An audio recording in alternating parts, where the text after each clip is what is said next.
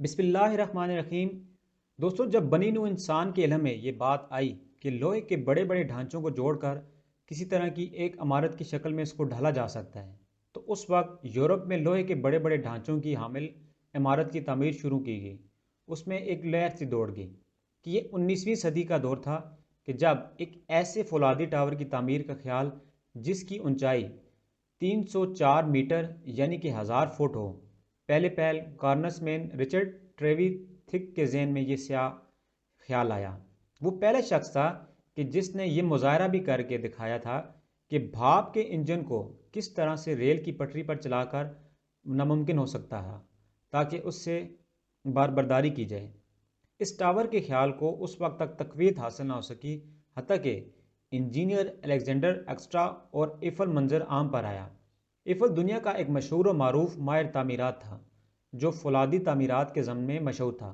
اس نے کئی ایک فولادی تعمیرات سر انجام دی۔ 1889 میں جب پیرس میں ایک نمائش کا اہتمام کیا گیا، اس وقت ایفل کو مشورہ دیا گیا کہ وہ ایک ایسی تعمیر شدہ عمارت سر انجام دے جو فولادی تعمیر کا ایک عظیم و شان نظارہ پیش کرے، لہٰذا اس نے ایک ٹاور تعمیر کرنے کا فیصلہ کیا۔ اس کے بعد 1886 میں اس ٹاور کی تعمیر کی تیاریوں کا آغاز کر دیا گیا۔ پتھروں پر مبنی اس کی بنیاد رکھ دی گئی۔ 40 ڈرافٹ مین اس ٹاور کے مختلف حصوں کی تفصیلی ڈرائنگ تیار کرنے میں مصروف ہو گئے اور ایک فیکٹری ان فولادی حصوں کی تیاری کے لیے بنا دی گئی۔ اور جو ہی مئی 1889 میں نمائش کے افتتاح کا وقت قریب آیا تو ٹاور کی تعمیر کا کام زیادہ جوش و جذبے اور ولولے کے ساتھ سر انجام دیا جانے لگا۔ اگرچہ سردی نے اپنے جوبن پر تھی، لیکن اس کے باوجود سینکڑوں کاریگر لوہے کے گارڈ لے کر آپس میں ان کو جوڑنے میں مصروف تھے اور اس کام کو مکمل کرنے کے لیے ڈیوٹی کے اوقات کار وقت سے زیادہ کام کرنے کے سر انجام دے رہے تھے۔